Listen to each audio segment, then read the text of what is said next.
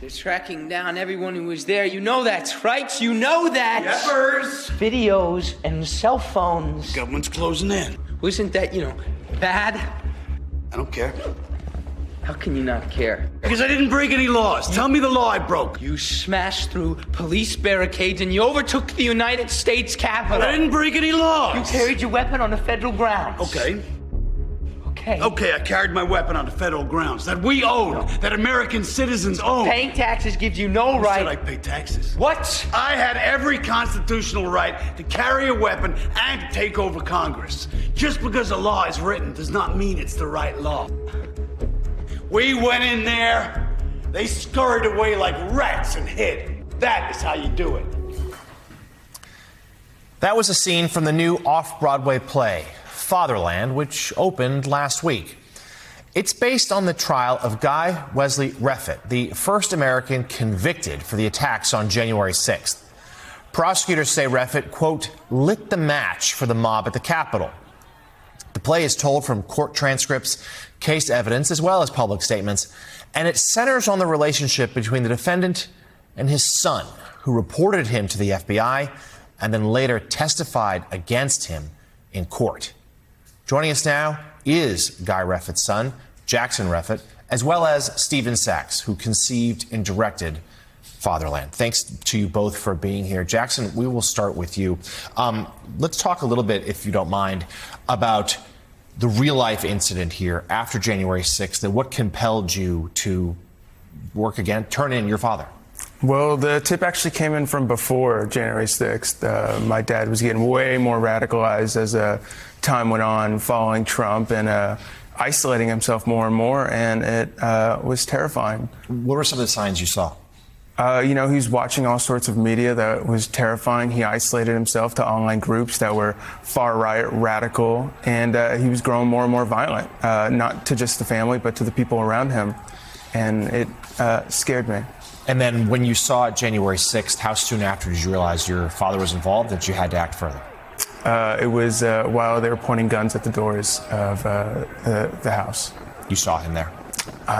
He was texting my mom and FaceTiming her, and it was delusional.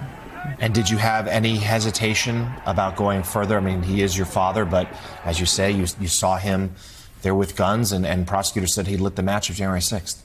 Of course. It was the hardest decision I've ever made, and it continues to haunt me to this day. But, I don't regret it, and I still feel for him and my family. So, Stephen, let's turn to you now. Talk to us, please, if you will, as to how you came across this idea, this project, how it came to be.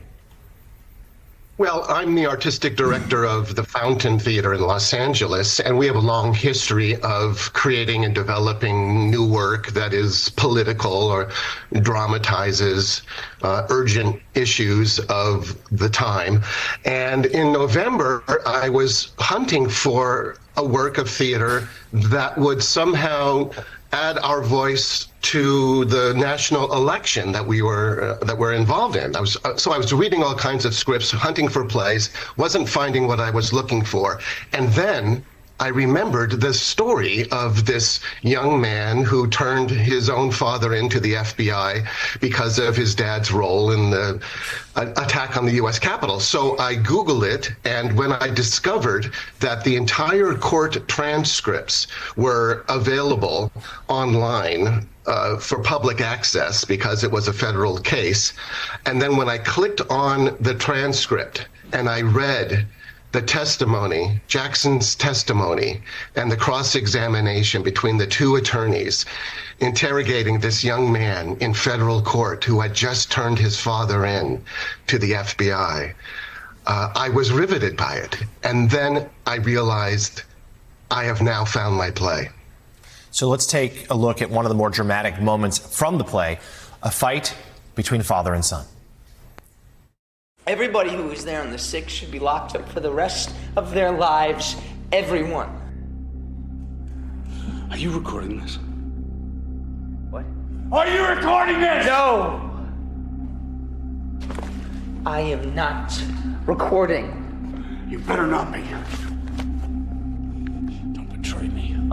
Don't ruin this family. Do not put this family in jeopardy. I am not the one that is putting our family in jeopardy. If you cross a line here, I will do my duty. I will have no other choice. Choose a side! Choose a side or die! I put you in this world. I can take you out.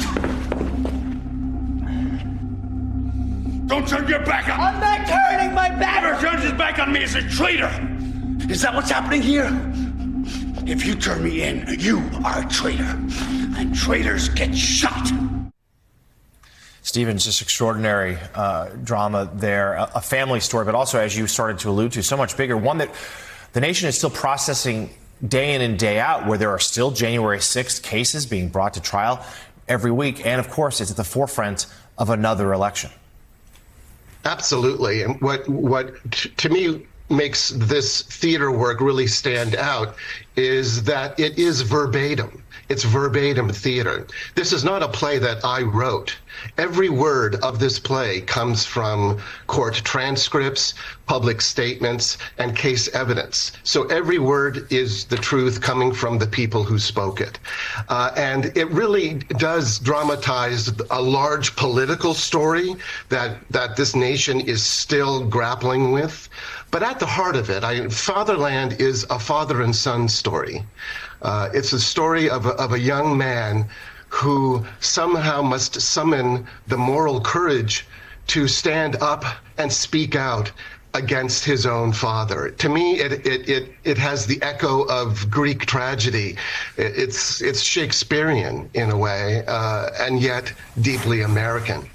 Yeah, moral courage is right. And Jackson, of course, your father was convicted. He's currently serving a 7+ year sentence.